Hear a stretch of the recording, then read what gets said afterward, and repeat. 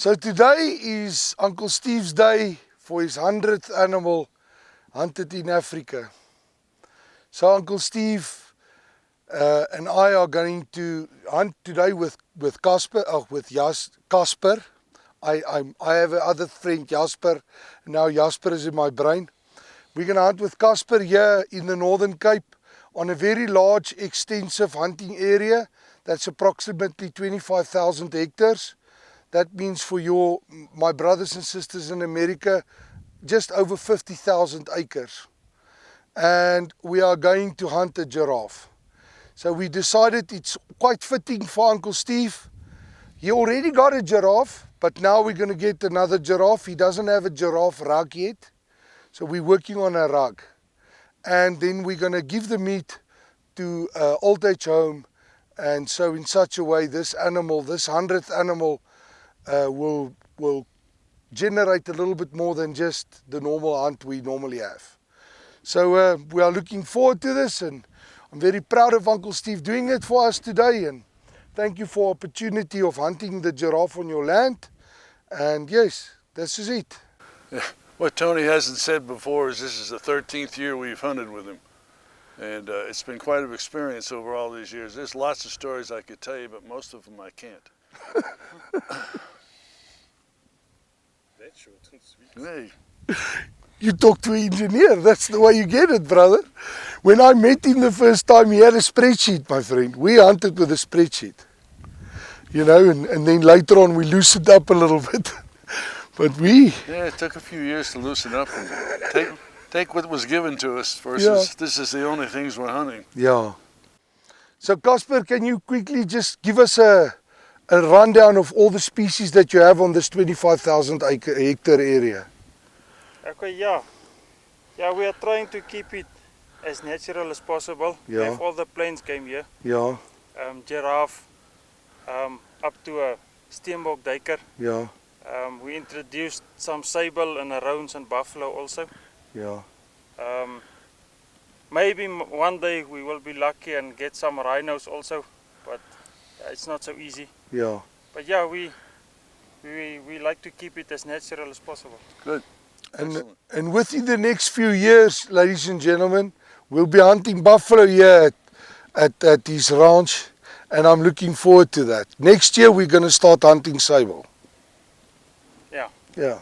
Yeah, we have some sable bulls now. Yeah. Still in its growing phase. Yeah. But we are coming there. Yeah, we're looking forward to it.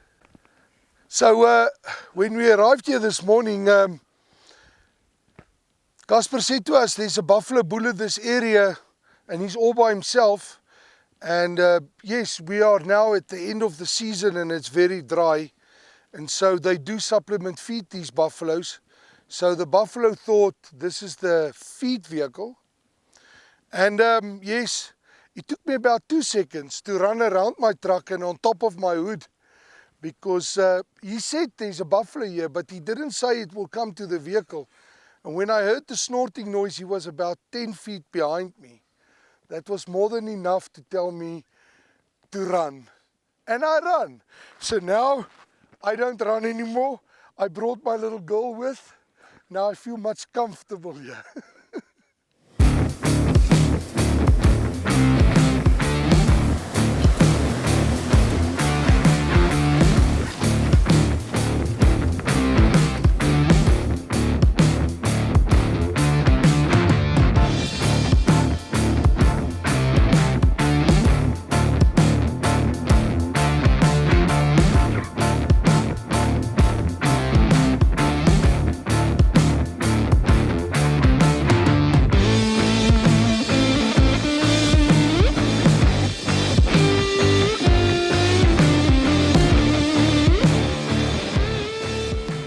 So on 25,000 hectares, there's no way you just start walking in a direction and look for the giraffe you need to hunt. So we drove a lot, and then Casper showed us the bull. We identified him. We know that's the bull we want to hunt. We circled back. We got the wind behind, the sun behind us. The wind is perfect, and I can see the bull. He's about a half a mile to a mile down here. He's standing there dead still, so we're gonna just walk down there and put a good stalk on him, and hopefully we do it right from the first time.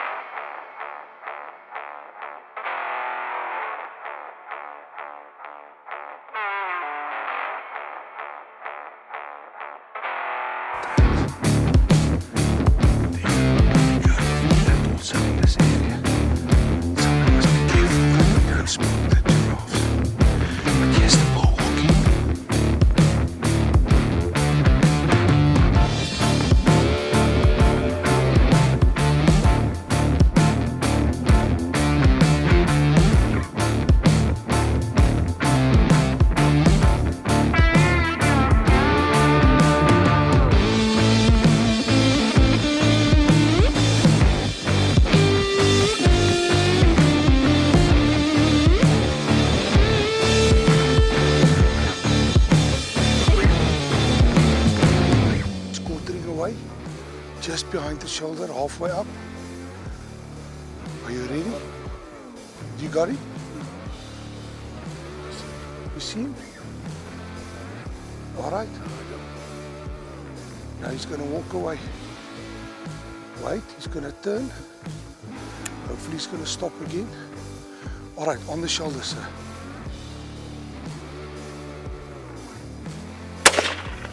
That's a good shot. Wait, wait. Dead. Giraffe's down. All right. Uncle Steve, number 100, brother. There we go. Huh? Oh, Thank I'm you. so proud of you, man. Thank you. Well done. Congratulations. Listen, is there a bit of a shake in that hand? Yes. Huh? Did you drop the brass? I flew it out of there and reloaded. Show me your hands. That's it. Not bad. After 100 animals, he still got it. We always say, if you stop that, you can't, that shake goes away and it's just shooting another animal. Then you stop your shit, you go home, you're done. But if you can still feel that adrenaline pump and really admire the hunt and achieve the ultimate, then it's great. Then it's wonderful. And then of course, if you shoot big calibers, you want your brass. And then, Brass is hard to come by. then you fall on your knees. It is what it is, though. So on a giraffe hard lung shot, the animal goes down and then normally it takes a while for it to really die. It's got 7 valves in its neck, so it keeps the blood pressure up. So the animal tends to kick a lot, which is not good for video. That's why I don't like that part of the hunt ever to be on video, because even a hardened hunter will not appreciate it. It looks like the animal's suffering. Yes, but it's dead. It's dying. But it's very dangerous. If you approach and you think the animal is dead, it will kick your legs off. You will have no legs left. You'll be in a wheelbarrow or in a wheelchair for life. So when we approach the animal, please be careful for that. Stay away for a while until I confirm that the animal is totally expired. The dogs aren't here. Yeah, that's why we don't bring our dogs. Our dogs stay in the truck. So let's go and check out and see if he's there and all is good, and then we can work from there. We are very lucky. I thought he's gonna run away, and then he turned on us and he gave us actually a better shot. Yeah, man, Uncle Steve, 100 shot, 1 shot, zap, perfect placement. I'm proud of you, man. I'm proud of you. Yes, I mean, after you've, to kill 100 animals in Africa means you didn't pull 100 times the trigger. I think we maybe pulled 150. What would you say? I don't know. I mean, When you add in all that night hunting where we were shooting at things we couldn't find. Yeah, that's a lot of extra bullets we shot there. Yeah. Not with this one. Listen, Casper, these days we don't even go to the range anymore. Okay. These guns, this gun has been traveling with us. Normally he brings 3 guns, 4 guns with. There is one in front of us. Oh shit, sorry. That's what you call a baby black hook acacia. Landmine. And normally, he normally brought a 300 Win Mag and a this and a that. And then later on, he started bringing that 375 Ruger. Here, my friend, you can't believe that gun. It's just impressive.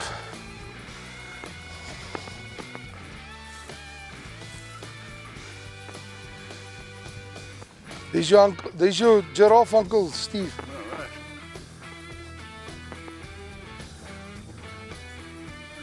Stay away from the legs for now.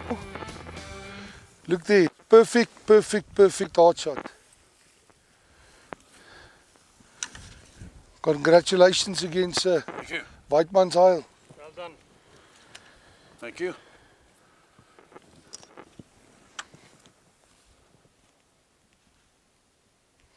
He's expired. It's done. Casper, thank you so much for the privilege Yeah, of hunting thank on you. your land. Sir, it's a big pleasure. Thank you. Thank Glad you we so could do it much. for you. That was good.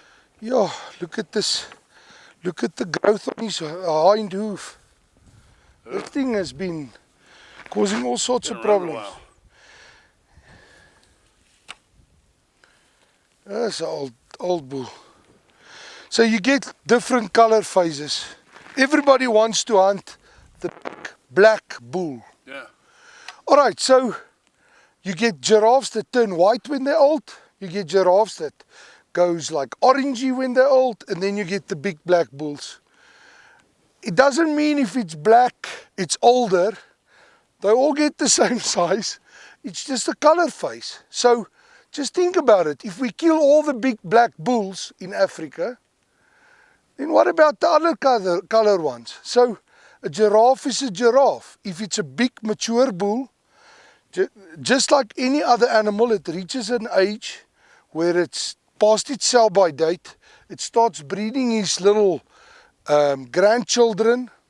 Then automatically that bull needs to be managed and needs to be taken out of the herd.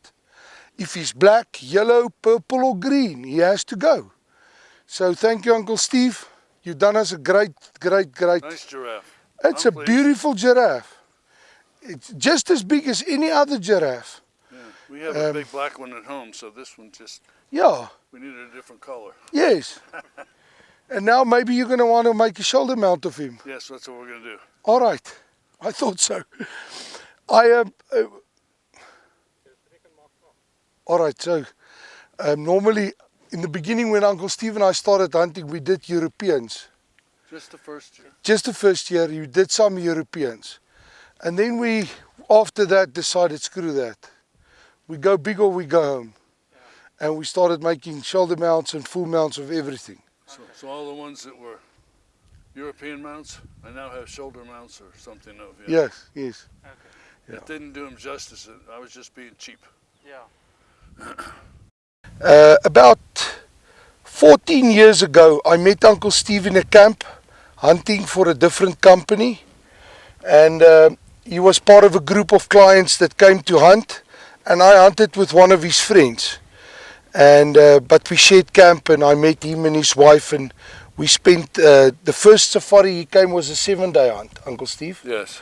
Yes, and the next year, every beginning of the year after we go and come back from marketing, I think that was 2008.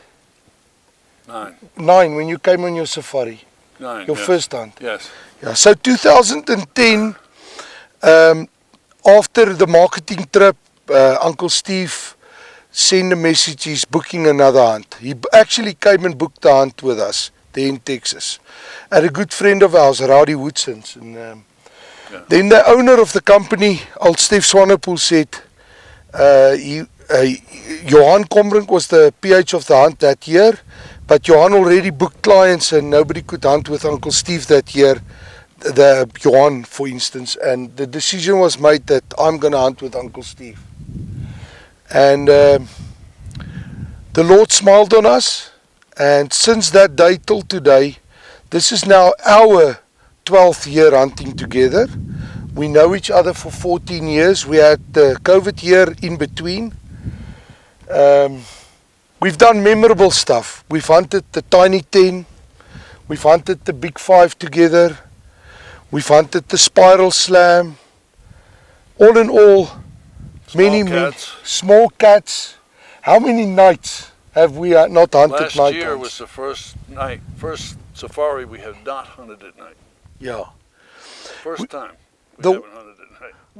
One year we hunted with dogs and dogs in the mornings, and then at night we shined. And I think it was day 2, the two of us stopped behind the Land Cruiser, and the dogs were running. And when we woke up, we were like 10 kilometers behind the pack.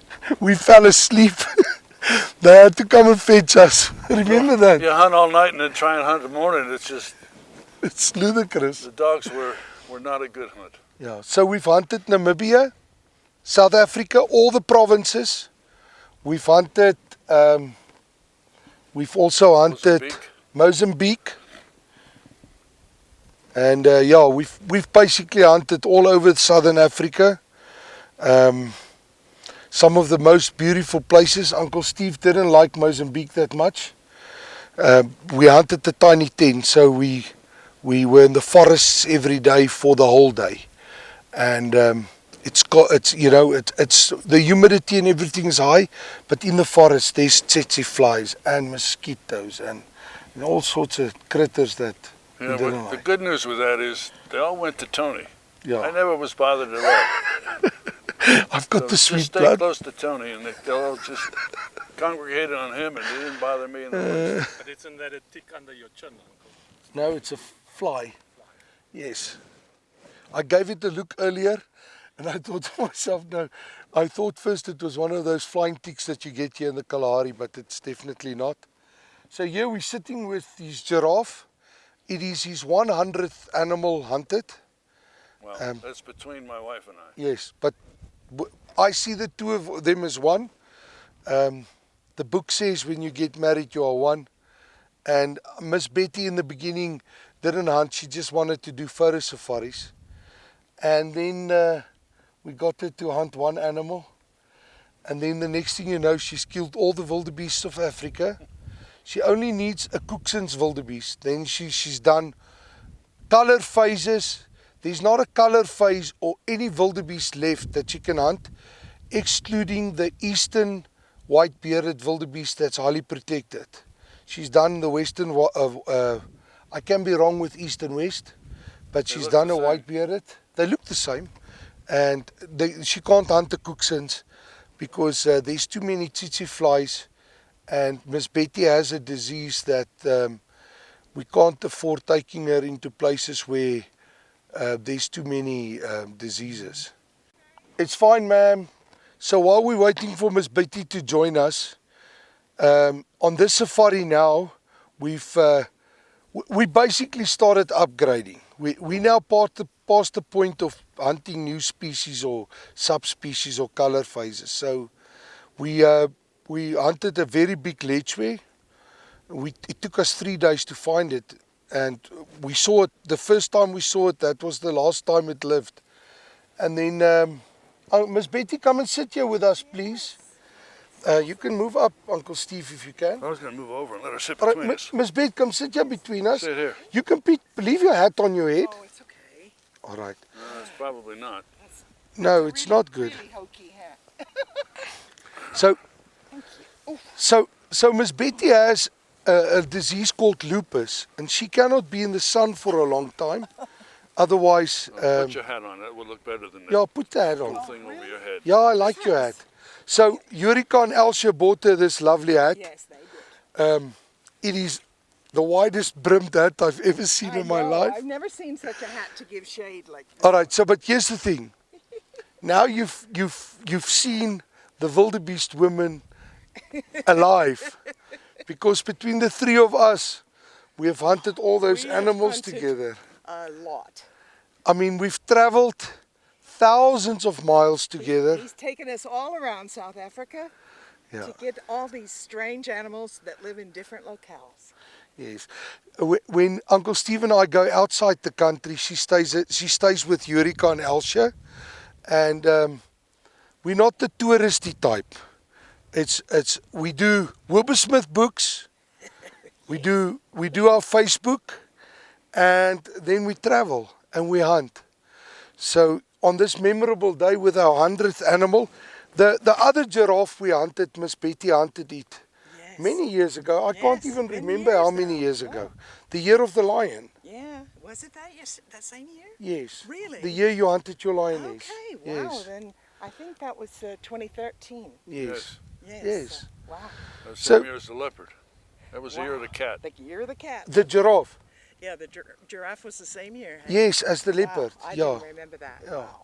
That year, Uncle Steve and I spent 34 days together hunting.